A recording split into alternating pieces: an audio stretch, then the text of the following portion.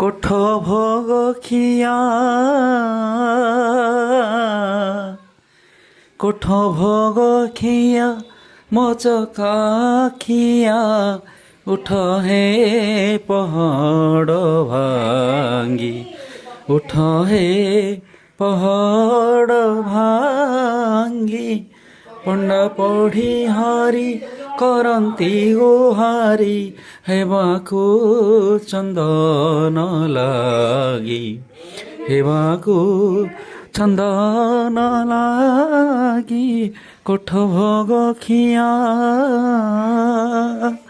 नमस्कार शुभ सकाळ जय जगन्नाथ बंधो नीलादृशंक मध्यीन शतदल कमले रत्र सिंहासनस्थं सर्वालंकारयुक्तं नवघनरुचिरं संयुक्तं चाग्रजेनं भद्राया वामभागेन रथचरणजुतं ब्रह्मरुद्रेण वन्द्यं विदानासारविशं स्वजनपरिवृतं ब्रह्मदारुस्मरामि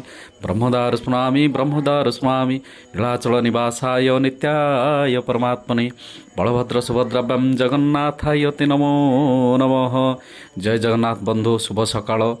आउ माँ गुंडीचाराणींकर प्रस्तुत पहली भोग खाईदे प्रभु आराम रे सिंहासन रे बसी पड़े एवं सकाळु सकाळु मु चलली प्रभुंकर प्रसाद टिके पाइबा पाई।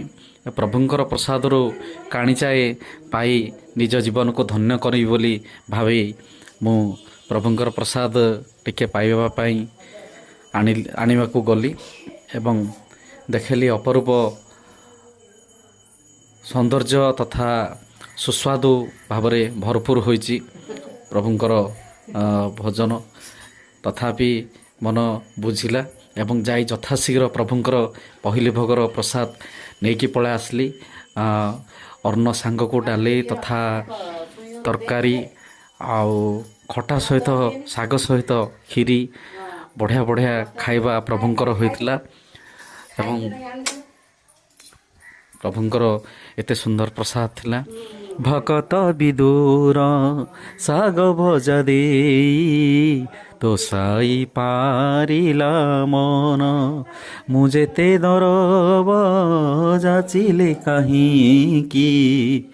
मो बेटा पतु पूरा रेडी पहली भोगर प्रसाद आज सारिब सुंदर भाव में घर नहीं बाढ़ी देलाणी अर्ण ता संगे संगे आसीज ए डाली ता सांग को तरकारी सुंदर सुंदर खाइबा प्रभुंकर आज गोटे परम सौभाग्य मिलला। जहा हो प्रभुंकर पहली भोग जहाँ गुंडीचाराणी सकाळु